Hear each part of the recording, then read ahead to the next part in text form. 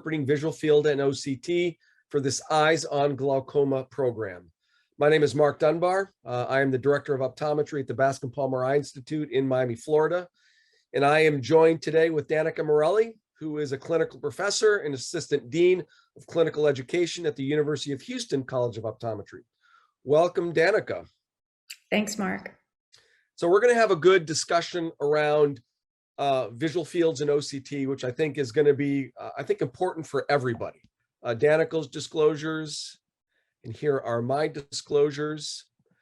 As I said, the focus is really on glaucoma, and probably the most important question, of course, is, why is this important, right? Why does glaucoma matter? And the reality is glaucoma is the second leading cause of blindness in developing countries. And so that represents a significant number. And the sad thing is about 40% of patients, by the time they're diagnosed, they already have moderate to severe visual field loss, which kind of begs the question, right? How come patients didn't come in earlier? How come we didn't recognize the disease earlier? And we'll kind of address that as we go along, partly because not everybody comes in to get to their eye doctor to get their eyes tested. And even those who do come in, sometimes it can be very difficult to recognize when people have glaucoma. For those that are diagnosed and being managed, it's also important to remember that about 10% of them will lose vision over time, even though they're adequately treated and controlled. The big thing is that's really undiagnosed. The estimates are, in most of the population-based studies that we've done, over half the glaucoma cases have not been diagnosed. Again, whether that's the Baltimore Eye Survey or the Proyecto VER study, over half the patients that were screened that had glaucoma didn't know they had glaucoma. And so again, it really kind of begs the question, why does that occur? And what can we do to really kind of help solve that question, right? That problem. As I said, probably 40% of patients never come in to see an eye doctor to get their eyes tested. So it's obviously difficult if a patient isn't coming in to get their eyes tested to recognize that they have glaucoma. But for those who come in, again, I think it's very difficult, right? You measure the pressure, and if the pressure is normal, sometimes you don't recognize they have glaucoma. You look at the optic nerve, and maybe there's cupping, or maybe even the optic nerve looks normal, but in the presence of slightly elevated intraocular pressure, again, I think it can be difficult to sometimes recognize. And that's really, I think, one of the focuses that we're going to talk about through looking at visual fields and looking at OCTs. How can we do a better job? And so again, traditionally, that's what we would do, right? We would measure the pressure, and we know what kind of the typical normal pressure is, anywhere between 20 and 21. And 21 kind of becomes the red flag. If it's over that, all of a sudden the flag goes up and you worry, could this patient have glaucoma? Again, it's not as simple as that, right? Because in many of the population-based studies, we talked about half the patients having glaucoma. The other side of that is, of those who had glaucoma, probably a quarter to a third of patients have glaucoma with a normal pressure. So you can't rely just on intraocular pressure. And so, yes, you look at the optic nerve, and we all ask ourselves the question, does it look normal? Is there vertical elongation? Does the cup look large? Again, is there even asymmetry between the right and the left eye? And again, even the presence of normal pressure, but an abnormal looking nerve, that may alert us to decide, okay, does this patient have glaucoma? Do I need to do additional testing? Or again, in the presence of a high intraocular pressure and a normal nerve, again, that being a red flag. And so if we're suspicious, and again, for any one of these factors, traditionally we'd get a fundus photograph and we'd look at the photos. I think in the era of OCT, Danica, we probably do less photographs than we used to, but we certainly rely on our visual field and our OCT. And certainly, as we said, there's some, various nuances to interpreting visual fields. And visual fields in particular, if you don't do a lot of them, if you're not familiar, or if patients aren't good at doing a visual fields, those can be very difficult to interpret. And so, combining that information, looking at a nerve and perhaps taking a photograph, doing a visual field, and then of course doing an OCT and putting that information together, the hope is you have enough information to be able to, at least establish, do they have glaucoma? Are they a glaucoma suspect? Or do I need to bring this patient back on a more, regular follow-up schedule to be able to do some of these additional tests? So with that, Danica, let me turn that over to you, and you can kind of talk a little bit about what you look at when you're doing a visual field in a patient who you suspect are worried about having glaucoma. Well, thanks, Mark. I think they only invited me on this program because I was the only person willing to talk about visual fields. Nobody likes them, right? Patients don't like to take them. Technicians don't like to set them up and administer them, and doctors don't want to deal with them.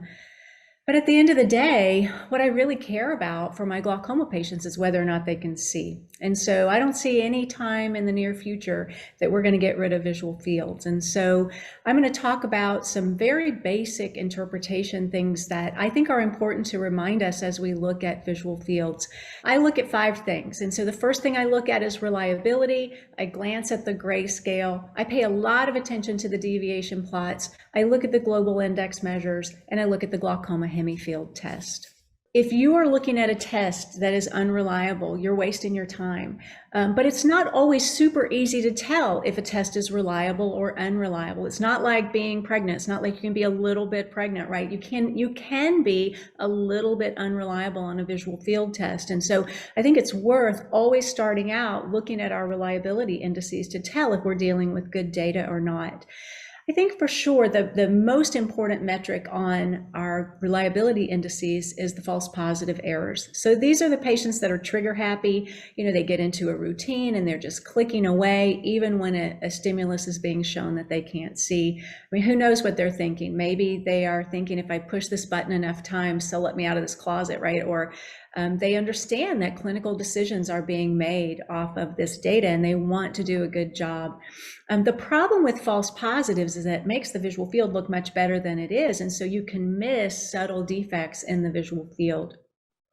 Now, we've typically said that a reliable or an unreliable visual field based on false positives would be a test that has 15% or more false positives on our metrics that show up in the upper left-hand corner of the screen. But we know that as testing has gotten faster, so as we've gone from a fast pack to a CETA standard to a CETA fast and now CETA faster, that the number of false positives goes up, and that 15% cutoff isn't as black and white as it used to be.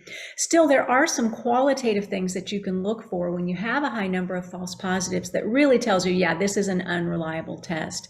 And so one of the first ones is to actually look at the raw data, the threshold values. And if you see threshold values in the 40s, or like you can see in this one, there's a threshold value of 50, that is an unreliable test, and you really shouldn't be paying attention or making clinical decisions based on this.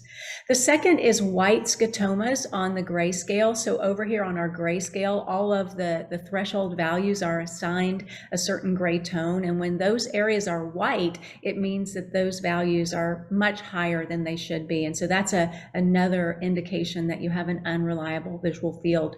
You may get a message on the glaucoma hemifield test that says abnormally high sensitivity. And then finally, when you have what some people call an inverted cataract pattern on your pattern deviation plot, that's an indication of an unreliable test due to high false positives. So normally our total deviation plot would look worse than our pattern deviation plot. But in the case where a patient is showing that they have really high, falsely high sensitivities, the instrument's going to push that down, and we come back over to this pattern deviation plot and it looks worse. That's another indication that the field is unreliable. Now, our false negative responses, those are really designed to detect people not being very attentive to the test.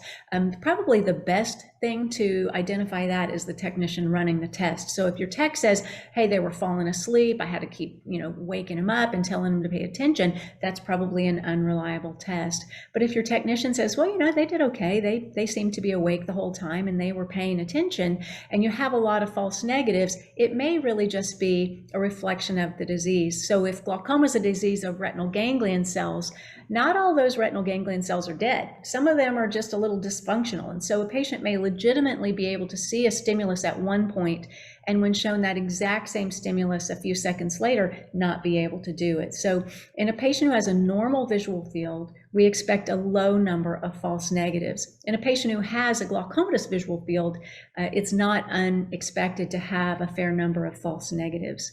And then fixation losses are something that you really kind of have to not rely solely on the catch trials, not rely solely on the 6 out of 7 fixation losses. This occurs when the instrument shines a light, shines a stimulus in the area that it expects the patient's blind spot to be. And if the patient responds to that stimulus, the assumption is they're not looking where they're supposed to. But sometimes a patient's blind spot may legitimately not be in the space that the instrument is anticipating. And so what I do when I have a lot of fixation losses on my CATCH trials is I look at the grayscale and I look to see if there's a blind spot that's actually plotted. And if there is, that's likely an okay visual field to interpret. The other thing that we can do, and in fact in some of the newer tests, it's the only way that we can check fixation, is to look at the continuous gaze tracker. And so this uses the edge of the pupil and the corneal light reflection to detect eye movements. And this starts at the beginning of the test and continuously monitors the patient's fixation.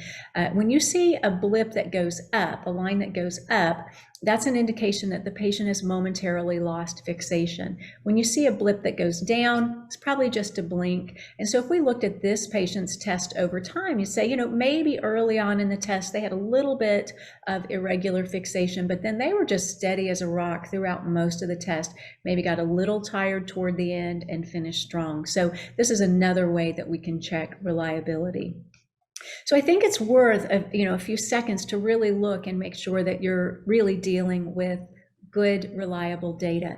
The next thing I do, number 2 on my list of 5s, is I glance at the grayscale. Now I think the grayscale really has limited usefulness for us as doctors, but it is a place where we can say, you know, where's the problem? And so if we look at the grayscale on this particular test, we can see very clearly that the problem in this visual field is superior. Now I'm going to go down to my more important and more reliable plots to look and dig a little deeper in that. Grayscale is also nice to show patience, but it really shouldn't be something that we make decisions based off of. I think if I had to say where I spend the most of my time, it's definitely in the deviation plots. And so our total deviation plot for every point that's tested tells us how far away from the expected value is this patient's response. So this is age-matched normal comparison. And so if that number is positive, it means our patient is more sensitive than we would expect for his or her age. And if it's a negative value, it means that that point is depressed. It's less sensitive than we would expect for the patient's age. But we don't have to really worry about what those actual numbers are, because just under the total deviation plot is the probability plot. And so when those numbers reach statistical significance, we'll get a gray tone. And the darker that gray tone, the more significant that abnormality is. Just next door to the total deviation plot is our pattern deviation plot. And if you talk about money shots on a visual field printout or on an OCT printout, for a visual field, I definitely think that your pattern deviation plot is really where you want to spend most of your time.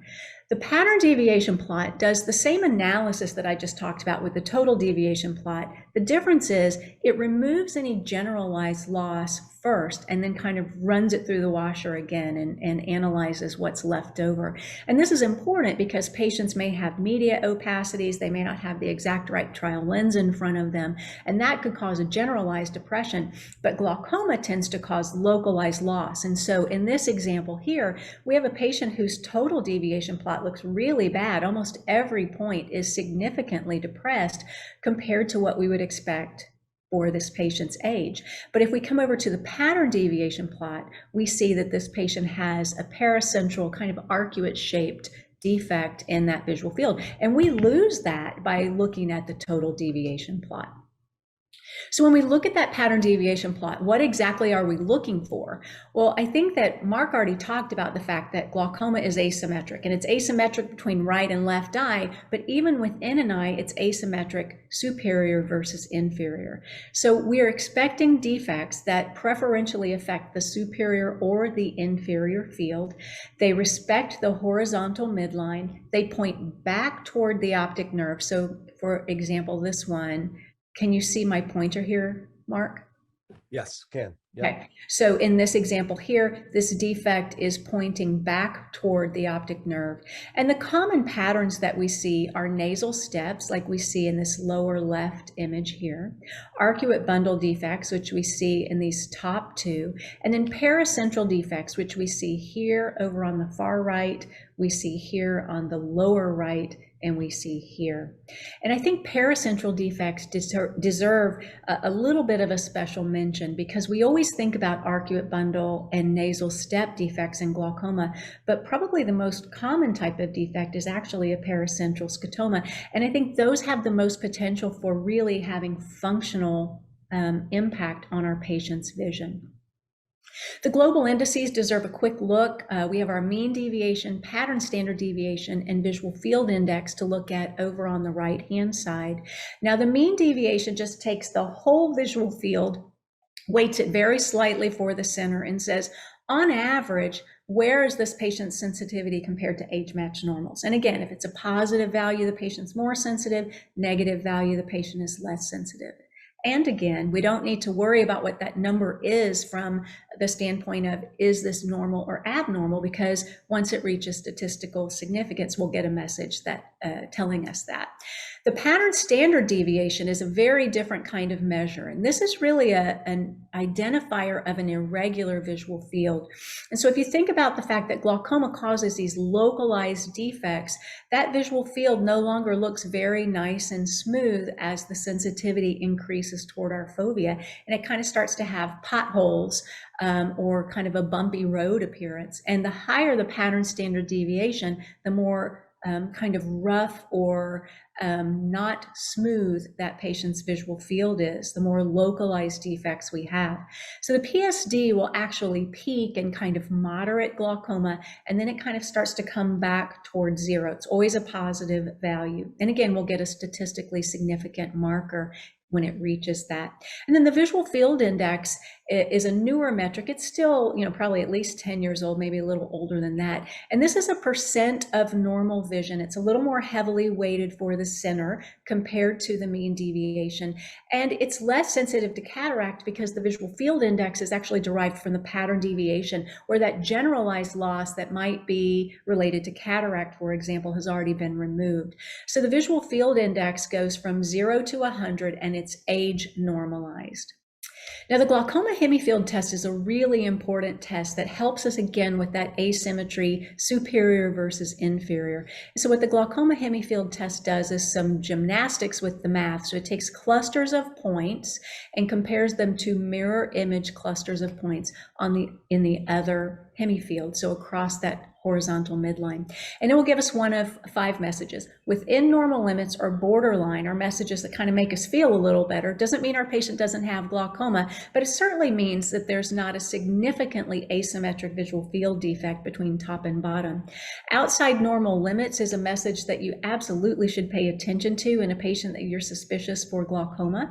It's not specific to glaucoma. So you could have a patient have an outside normal limits if they had a branch retinal vein occlusion, a branch retinal artery occlusion, a retinal detachment. But in a patient that you're suspicious for glaucoma, having that outside normal limits message is a really important message. You can get general depression if the overall field is so low that the instrument can't compare top to bottom. And then, of course, in those trigger happy patients, you can get that message of abnormally high sensitivity. Now, once you decide that your patient has a visual field defect, you got to decide, is this a mild defect, a moderate defect, or a severe defect? And I don't have time, it's sort of beyond the scope of this lecture to go into detail on these, but on the screen right now is a modified version of the Hodapp-Anderson-Parrish criteria. And you have mild and moderate here. Severe would be anything worse than moderate. And the thing I think is really important to look at here is it's based on 3 things. It's based on how deep is that visual field defect, and for that we look at the mean deviation.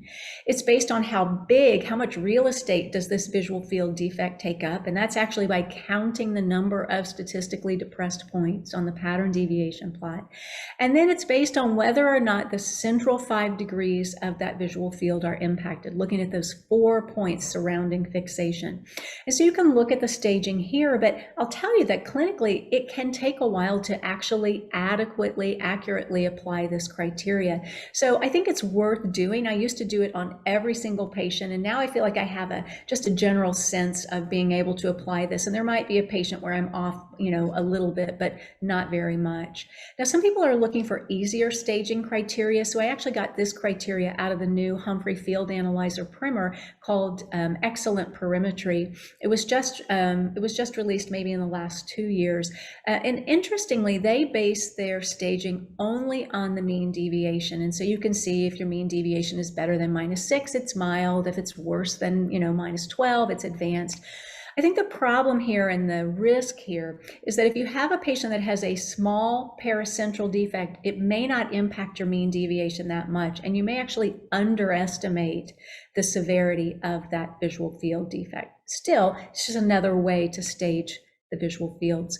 And the last thing I want to talk about before I hand it back over to Mark is a little discussion about the 10-2 visual field. And we'll come back to this toward the end. But if you had asked me 15 years ago, Danica, do you ever do a 10-2 on your glaucoma patients? I would say, well, yeah, when the 24-2 is black, I'll go to a 10-2. But if you reframe the way that you think about glaucoma and change it from an optic neuropathy to a disease of retinal ganglion cells, and then you recognize that most of our ganglion cells live in our macula. In fact, more than 30% of the ganglion cells in our entire retina are in the 8 degrees surrounding the fovea. And then you think about what the 24 and 30-2 test grids test. They don't test very much of that very high density ganglion cell population. And if we go to a 10-2, first of all of the test points are in that very heavy ganglion cell population.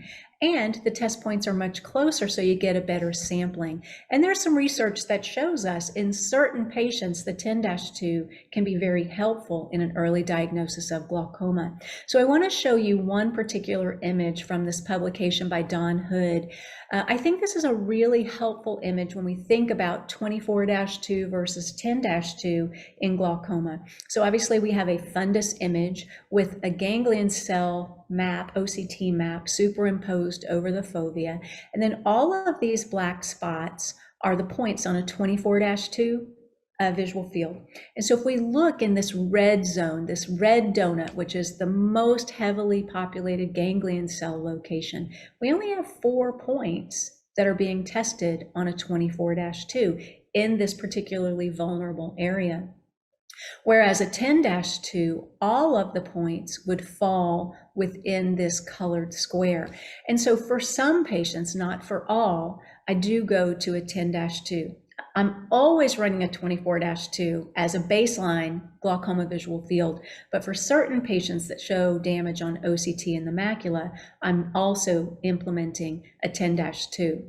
So Mark, I'm going to turn it over to you and let you talk a little bit about OCTs, and then I think we'll come back together to do some cases.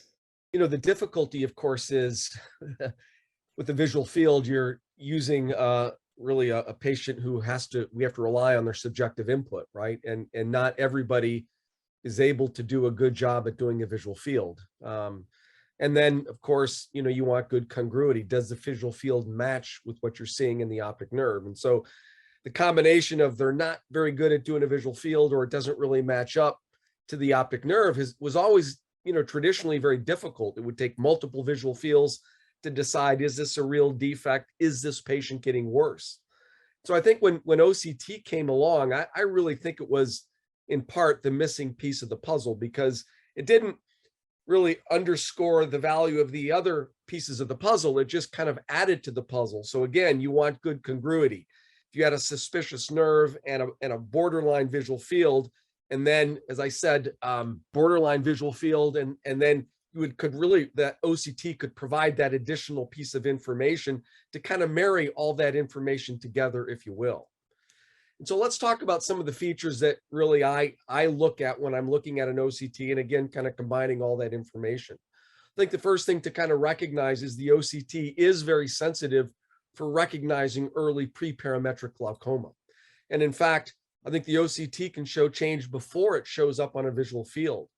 I think that's really kind of a difficult concept to embrace, right? Because I think we're always taught to really rely heavily on the visual field, and that is important to rely on it. But the difficulty, of course, always was, if you've got a normal visual field but an abnormal OCT, which one is more right, or which do I put more weight on? Do I put more weight on the visual field, that's normal, or maybe the abnormal OCT, or maybe vice versa, right? Maybe the OCT is normal, but the visual field is a little abnormal. I think we would probably trust the visual field more, just because, at least my generation, we grew up really relying on the visual field. But I think there's some great data to really show, as I said, that the OCT does a great job of picking up change probably before it shows up on a visual field. This is a study done by Tammy Kwan, Weinreb, and Felipe Medeiros. This is out of the University of California in San Diego, where they looked at a group of glaucoma suspects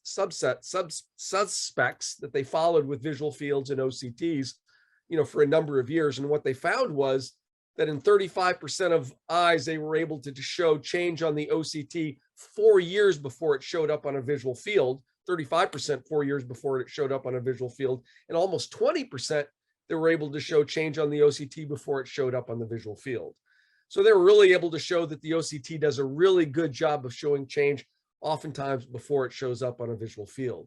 This is another study done by Joel Schumann and his group, and this is the glaucoma progression group. And again, essentially the same concept, right? Following patients who are glaucoma suspects with these are visual fields and OCTs. And what they were able to show, that the OCT was able to show change 2 years before it ended up showing up on a visual field.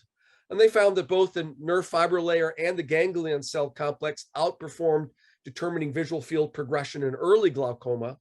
Interestingly, in more moderate and advanced glaucomas, the RNFL tends to loosen sensitivity. And again, I think in those situations, we'll talk a little bit more later, but there is a floor effect. And in those cases, of course, you really do have to rely on the visual field, in particular, the 10-2 visual field, more than you would the RNFL.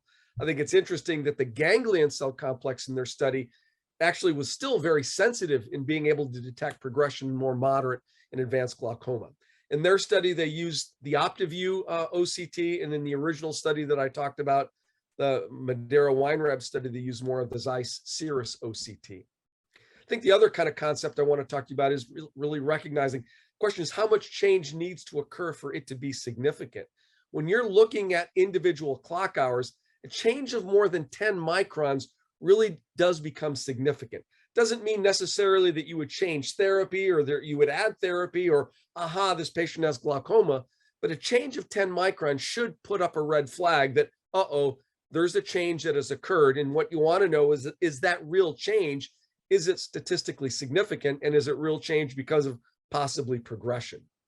Let me show you a quick case here. This is a 73-year-old female who's a glaucoma suspect. She's had one elevated IOP in the right eye, and she's got a slightly suspicious optic nerve in the right eye. Averaged RNFL thickness. She's got a little bit of a cataract, so the view isn't very good.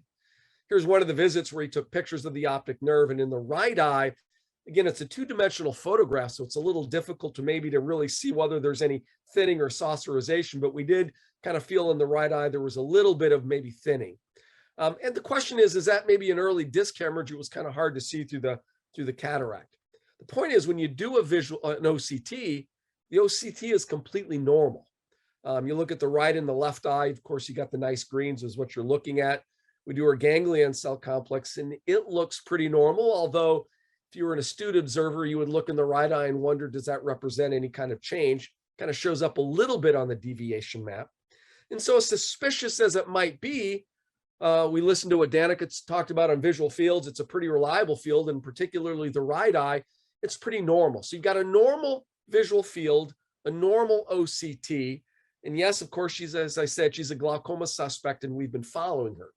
Is that an abnormal enough change that you would recommend a treatment or adding treatment if you haven't diagnosed her? Of course, the answer is probably not, and so this is a lady we continue to follow.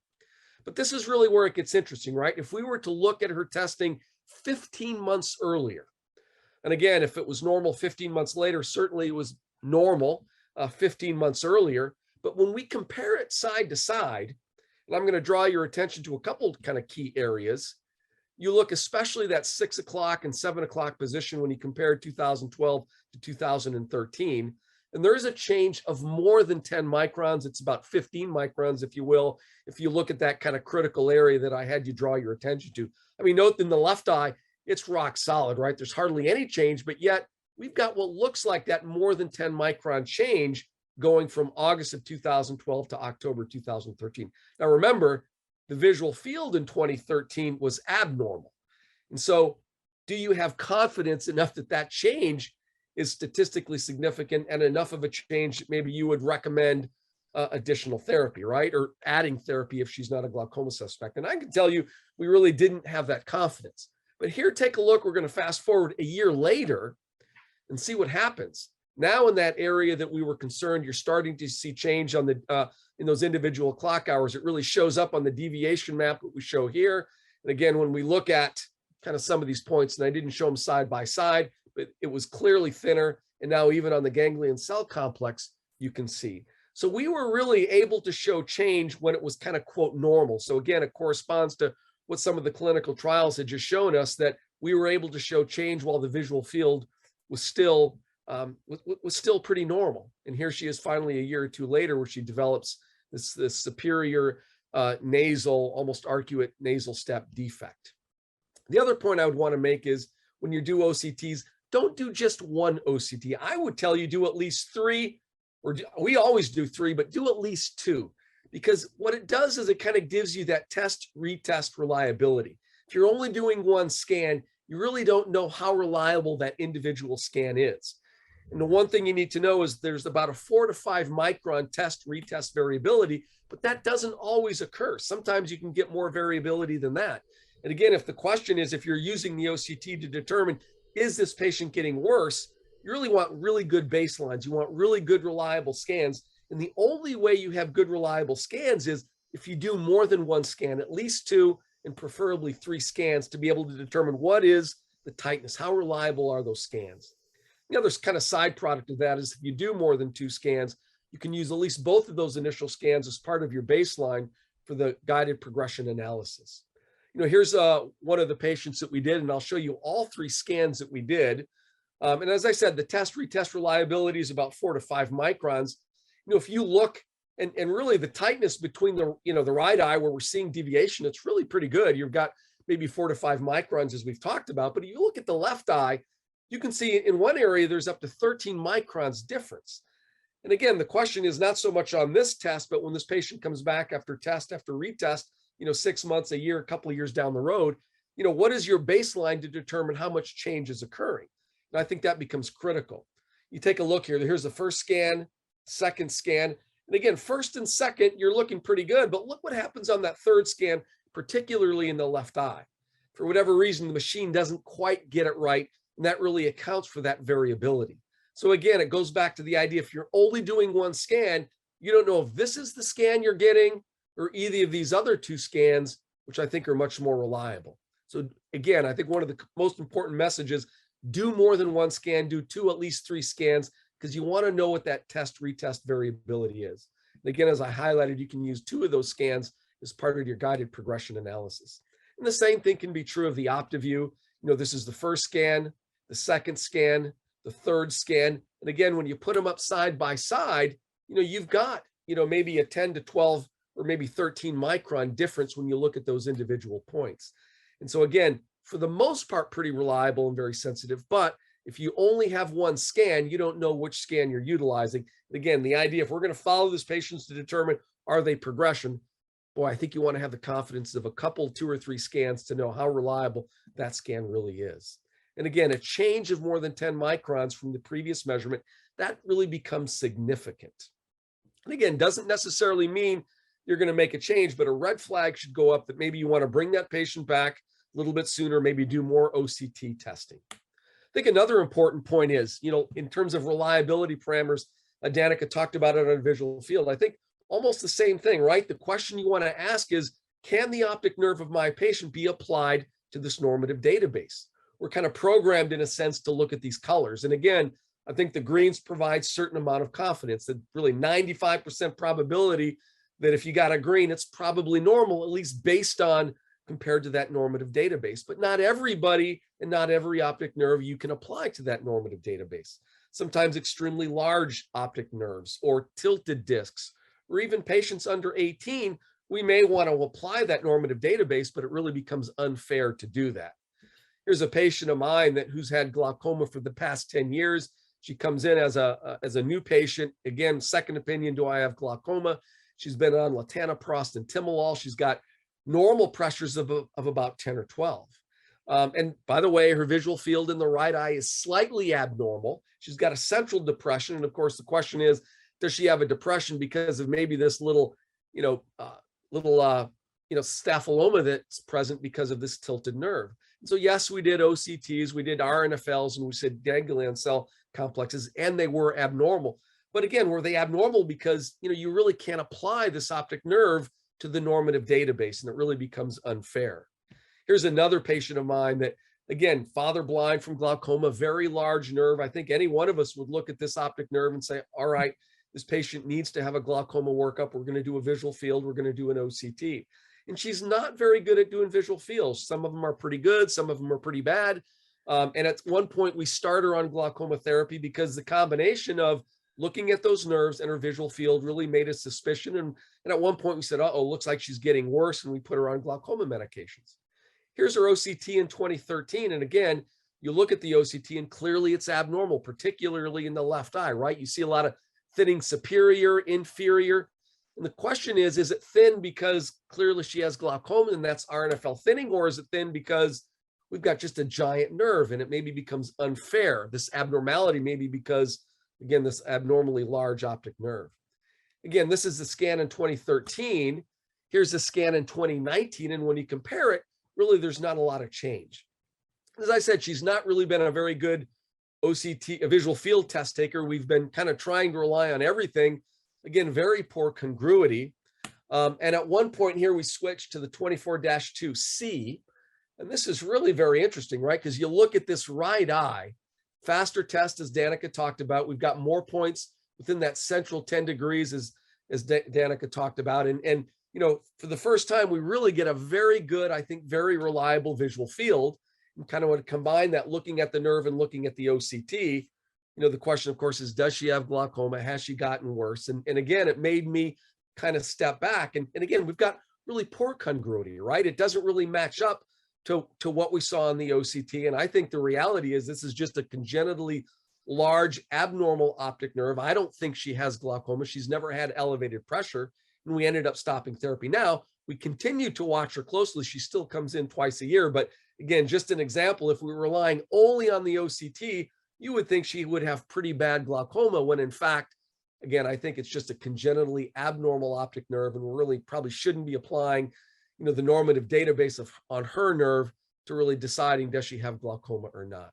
On this patient, when you look at the visual field, this is a 24-2 visual field that, again, you looked at the OCT that had significant RNFL thinning. We've got not only superior arcuate, but you also got points of threatening central fixation. And this is a patient that, again, I think you really need to rely more on the 10-2 visual field than the 24-2. And again, relying on the 10-2 more than you would the OCT. And so with that, Danica, let's turn this over and we will kind of share a couple cases. Thanks, Mark. This is actually one of my favorite cases because this is a 51-year-old healthy Hispanic male with a history of LASIK in both eyes, followed up with PRK in the left eye. And when you look at his optic nerves, you sort of look at them and say, I don't know, is this a myopic nerve or is this a glaucomatous nerve? And you don't have the value of a stereoscopic view, but I was actually pretty concerned about the infratemporal rim in the left eye. When I look at his OCT of the RNFL, you kind of say, I don't know, it doesn't look great, but is it specifically glaucomatous? I'm not really sure. And if you look at his first-time visual fields, there's some scattered defects in the right eye, and the left eye got a little bit better as he sort of got used to the test. And this is one of those cases, I don't think it's that uncommon to have these cases where you just don't know what the answer is. And so what I did was looked at the ganglion cell analysis, and I really think that you hit on it in one of those cases that you talked about, and you could actually see it starting, that little temporal rafe sign there.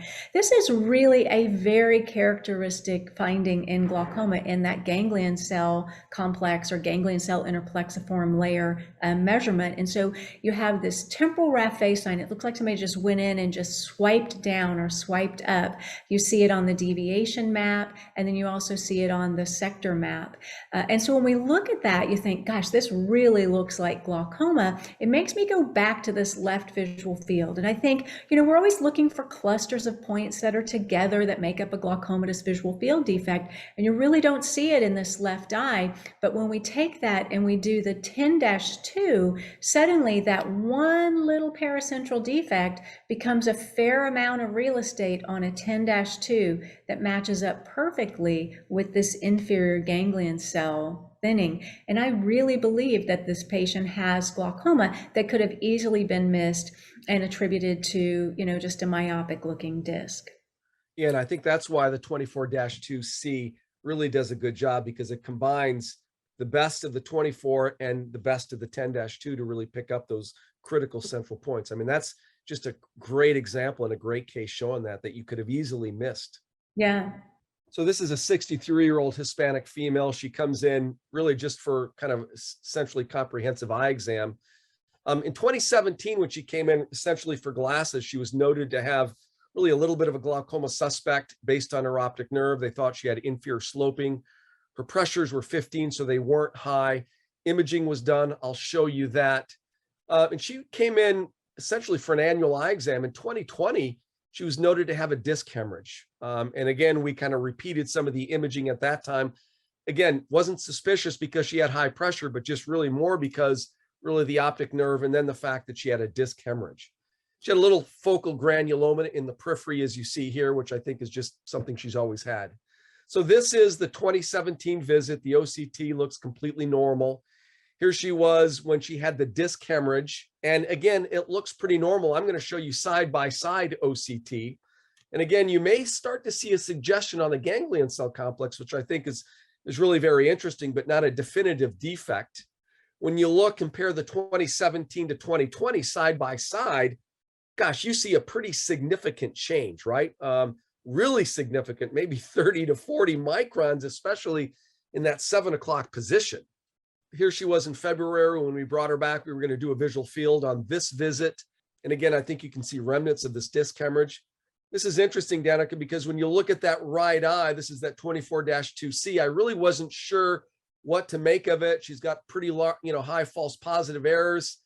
Didn't really fit because you've got change above and below. And I really just didn't know excessive high false positives. To your point, some of the highlights that gets borne out on the test. I kind of continue to follow her. And this is kind of the marriage of structure function. I didn't start her. Here she is 9 months later. The visual field in the right eye does a little bit better. When you kind of compare the right and the left eye, she did improve. Mm-hmm. Certainly this visual field, again, still a high number of excessive false positives, doesn't really show a specific defect at all. I repeated the OCT, and this was really a few weeks ago. This was March of 2022. And again, maybe that right eye, we're starting to see a more definitive defect, maybe on the deviation map. What I think is interesting, though, when you kind of compare it, she had changed from 2017 to 2020, but it really, from 2020 to 2022, it really is rock stable, doesn't change a bit. And then you look in the left eye and we're seeing some change. Again, whether that's statistically significant or not, I don't really know. I continue to watch her. I think she had single isolated focal defect, the disc hemorrhage. I think the change I was seeing was a result of the disc hemorrhage, but I think she's been stable since then.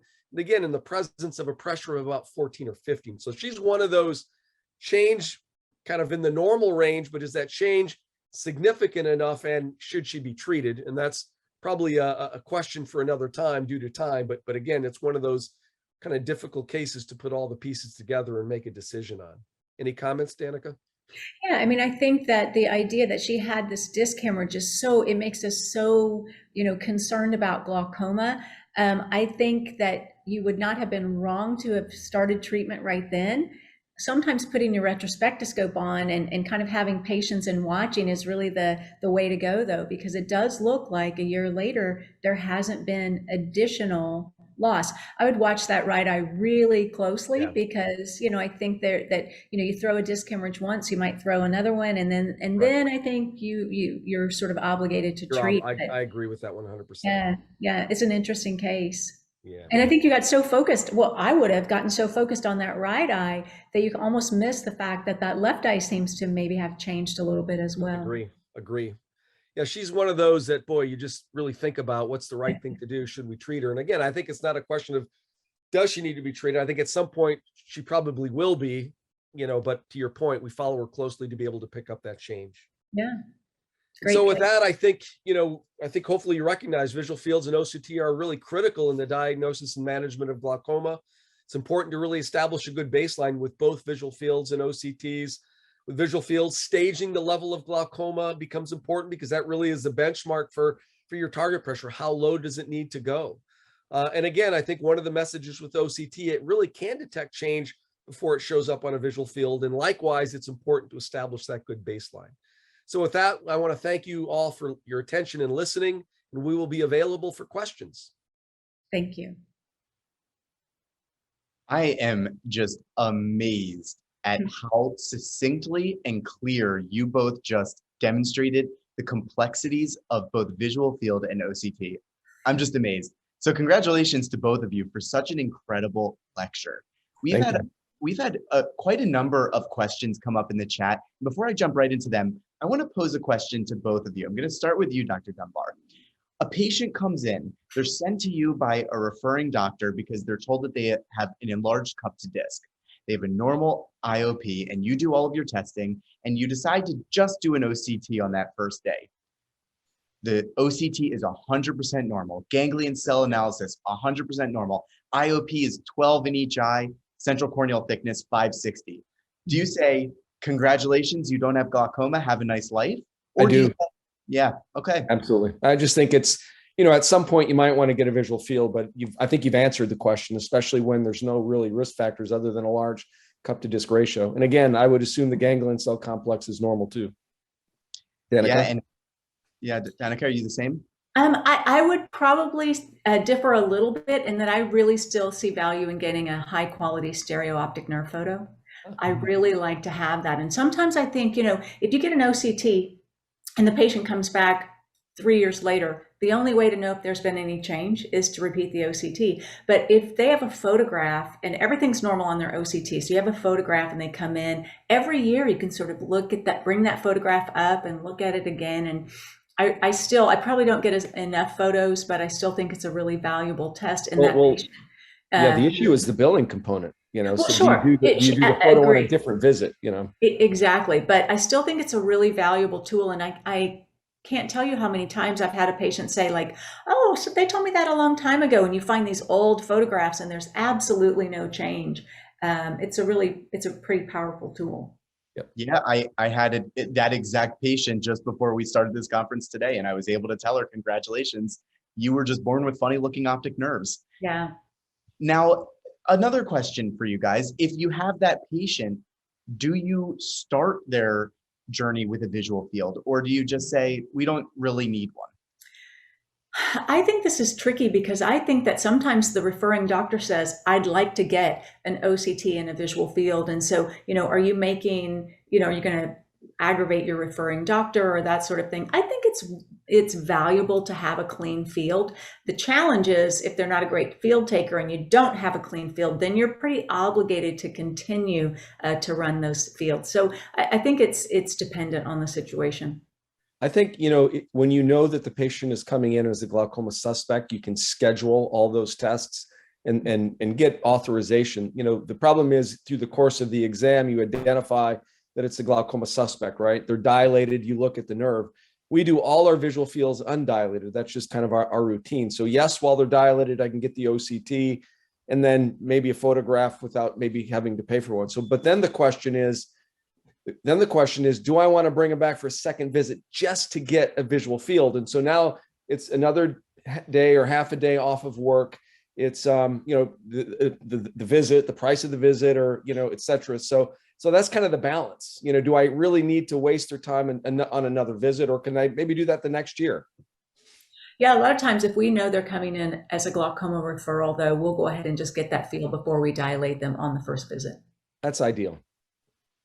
Yeah, so we're down to just about 1 minute. I want to just ask a couple questions about the glaucoma hemifield test. How much weight do you put in that if somebody you're really suspicious of has a completely normal hemifield, or vice versa, if somebody who you weren't that suspicious of, it comes up borderline? Well, I think it really depends on if it matches up with the optic nerve, right? So correlation between your structure and function is really important. So the hemifield test is really sensitive in picking up these subtle differences between the top and bottom part of the field. And I think more, if you have a patient who has a clear field cut superiorly versus inferior, in both hemifields, you can have that. It's just not the typical thing. So I think the glaucoma hemifield test is a really powerful tool. I really do use it a lot. I just want to thank both of you so much. This has been a phenomenal lecture to start this day off, to start this entire conference off. It's going to change the way that I practice, and I'm certain that it's going to change the way that everyone in this audience practices as well. So thank you both. Enjoy the rest of the conference, everybody. And everybody, please stick around. We've got more coming. Great. Thank you. Guys. Appreciate it.